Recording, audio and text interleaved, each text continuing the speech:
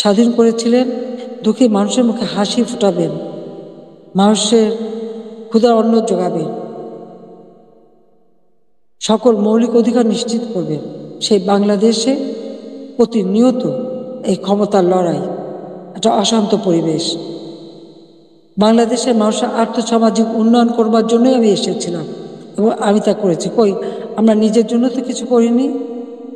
আমাদের ছেলে মেয়ে, 5টা ছেলে মেয়ে, রানার আমার, তারা চাকরি করেছে, পড়েছে, লেখাপড়া শিখেছে, অক্সফোর্ড, হার্ভার্ড, LSE অথবা লন্ডন স্কুল, বিভিন্ন জায়গা থেকে তারা ডিগ্রি পেয়েছে, তারা নিজেদের যোগ্যতায় ডিগ্রি নিয়েছে। তাদের জন্য তো আমি কিছু করিনি। তারা নিজেরা লেখাপড়া শিখে নিজের পায়ে দাঁড়িয়েছে। আমি তাদের একটা কথাই আমরা 2 বোন বলেছি আমাদের ছেলে মেয়েদেরকে, যে তোমাদের জন্য কোনো সম্পদ রেখে যেতে পারবো না, তোমাদের শিক্ষাটাই হবে তোমাদের একমাত্র সম্পদ।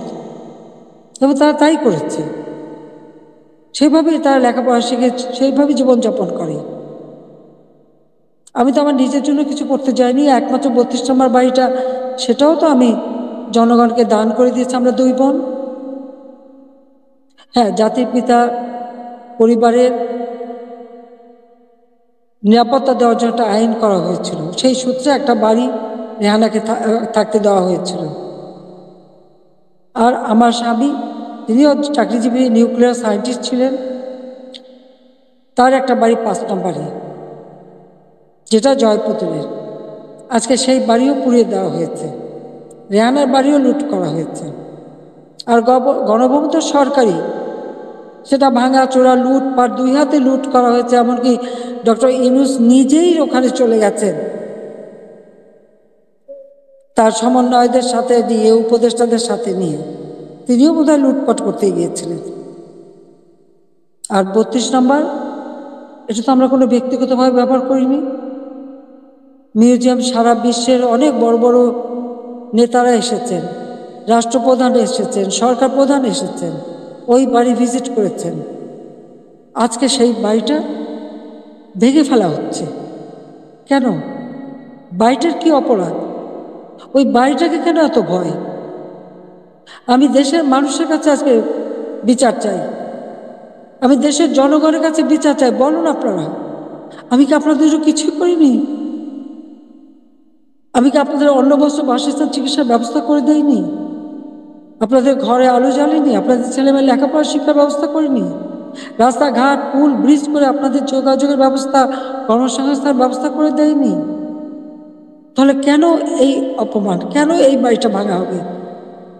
এই বাড়ি থেকে তো স্বাধীনতার ঘোষণা দিয়েছিলেন জাতিপিতা, আর স্বাধীন দেশ হয়েছিল বলেই তো আজকে বাংলাদেশ এত উন্নত হয়েছে। তাহলে এই বাড়ি কারা ভাঙে? আমি আপনাদের কাছে, দেশের জনগণের কাছে বিচার চাই। আমি ছাত্র সমাজের কাছেও এটা বলবো, যে যারা বিভ্রান্ত করে তোমাদেরকে বিভ্রান্তির পথে নিয়ে গিয়েছিল, ওই সাধারণ ছাত্রছাত্রীদের প্রতি তো আমাদের কোনো রাগও নেই, কোনো অভিযোগও নেই। কারণ আমি জানি তোমাদের এই বয়সটাই এরকম, কিন্তু সকলে তো এর মধ্যে ঢুকে নিত। যারা আজকে এই ধরনের ধ্বংস করছে, যারা মানুষ হত্যা করেছে, তারা তো খুনি হিসেবে চিহ্নিত হবে। এখানে সাধারণ ছাত্রছাত্রীদের কোনো দায়বদ্ধতা নেই।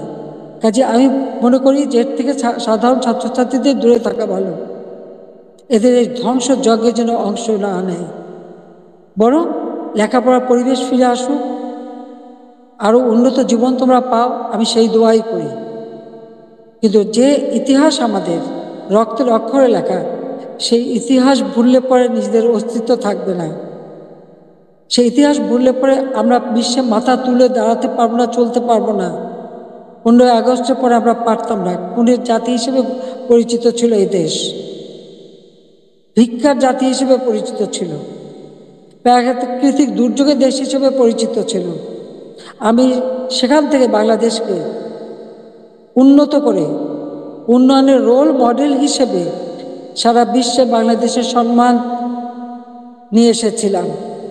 সারা বিশ্ব বাংলাদেশের উন্নয়নকে বিস্ময় বলে পরিচয় করত, তারা বিস্ময় বলে স্বীকার করত। কিন্তু 2024 সালের এই আগস্ট মাস থেকে আজকে বাংলাদেশ আবার সেই ধ্বংসের দেশ। আমার একটা প্রশ্ন, জুলাইয়ের 15 তারিখ থেকে যত রকমের হত্যাকাণ্ড, পুলিশ হত্যা, আওয়ামী লীগ নেতাকর্মী হত্যা, ছাত্র হত্যা, শিশু হত্যা, যত হত্যা হয়েছে, কেন ইন্ডেমনিটি দেওয়া হলো? অপরাধ করলে অপরাধীদের শাস্তি পেতে হবে। যারা অগ্নিসংযোগ করা হলো, ওই মেট্রো রেল, তারপরে এক্সপ্রেসওয়ে, ফ্লাইওভার বা প্রত্যেকটা বিটিভি থেকে শুরু করে প্রতিটি প্রতিষ্ঠানে যে আগুন দেওয়া হলো, এবং সেটা সমন্বয়ক একজন বলেছে পুলিশ হত্যা না করলে মেট্রো রেলে আগুন না দিলে নাকি বিপ্লব সফলতা। কিসের বিপ্লব? এই হত্যাযজ্ঞ ধ্বংসলীলাই কি বিপ্লব? বিপ্লবের অর্থ বোঝে? তারা নিজেরাই স্বীকার করছে, আর সেখানে তাদেরকে ইন্ডেমনিটি দেওয়া হয়েছে। অপরাধ যারা করে তারাই দায় মুক্তি পায়, আর অপরাধী তাদের এই বিচার কিন্তু একদিন না একদিন হবেই, এটা সকলে মনে রাখতে হবে। তো আমি আজকে এখানে ছাত্র সমাজ আছে, আমি সবাইকে বলবো অন্তত মনোযোগী হও পড়াশোনায়, নিজের পায়ে দাঁড়াও, নিজের পিতামাতাকে সম্মান করো, শিক্ষকদের সম্মান করো, নিজের শিক্ষা প্রতিষ্ঠান, এই প্রতিষ্ঠান কোনো জঙ্গিদের হাতে তুলে দিও না। এই শিক্ষার অনেক কষ্ট করেই আমরা শিক্ষার পরিবেশ এনেছিলাম, যেখানে প্রতিদিন বোমাবাজি আর অস্ত্রের ঝনঝনানি ছিল, সেখান থেকে মুক্ত করে চমৎকার পরিবেশ করে দিয়েছিলাম, কোনো সেশন জট ছিল না। কিন্তু আজকে আবার সেই সেশন জট, আজকে আবার একটা দুঃসময় যাচ্ছে। আমাদের এই তরুণ সমাজই পারে এখান থেকে পরিবর্তন আনতে। যে চেতনা নিয়ে লাখো শহীদ রক্ত দিয়েছে, সে চেতনাকে ধ্বংস হতে দিও না, তাহলে নিজেরা বিদেশেও মুখ দেখাতে পারবে না, দেশেও না। মানুষের ধিক্কার ছাড়া কিছু জুটবে না। কাজে সকলে সাধারণ শিক্ষার্থীদের বলবো, তোমরা দেশকে ভালোবাসো, দেশের মানুষকে ভালোবাসো, মানুষের কল্যাণে কাজ করো। আর ওই যারা জঙ্গি, সন্ত্রাসী, যারা অগ্নিসংযোগ, মানুষ হত্যা আর এই ভাঙচুর করতে পারে, ইতিহাস মুছে ফেলতে চায়, তাদেরকে ধিক্কার জানাও। আজকে আবার আমি এখান থেকে বিদায় নেব। তার আগে আমি এটুকুই বলবো,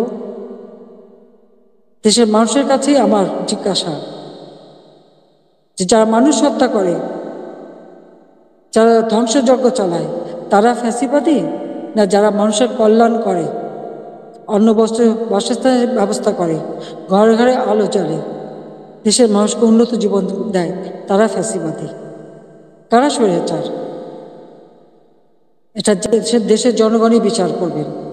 আমি তো আপনাদের কল্যাণে কাজ করেছি, দেশের মানুষের কল্যাণে কাজ করেছি। নিজের দিকে তো তাকাইনি, নিজের কি আছে না আছে সে তো দেখিনি। শুধু আপনাদের কল্যাণের জন্যই সবটুকু উজাড় করে দিয়ে দিন রাত পরিশ্রম করে মাত্র 15 বছরের মধ্যে বাংলাদেশকে উন্নত দেশ করেছি, উন্নয়নশীল দেশের মর্যাদা এনে দিয়েছি। যা বিশ্বে বাংলাদেশের মর্যাদা অর্জন করেছিল, আজকে সব ধ্বংস হয়ে গেছে। তবে আমি এটুকু আশাবাদী, হ্যাঁ, আমাদের যে স্মৃতিটুকু নিয়ে দুই বোন বেঁচেছিলাম, আজকে সেই স্মৃতিটুকু ভেঙে ফেলা হচ্ছে। এর আগে আগুন দিয়ে পুড়িয়েছে, আজকে তা ভেঙে ফেলা হচ্ছে। হ্যাঁ, একটা দালান ভেঙে ফেলতে পারে, ইতিহাস মুছতে পারবে না। একবার ভাঙলে আবার আমরা করতে পারবো। এই বাংলাদেশ আবার মাথা তুলে দাঁড়াবে, বাংলাদেশের মানুষ আবার বিশ্ব দরবারে মাথা উঁচু করে দাঁড়াবে।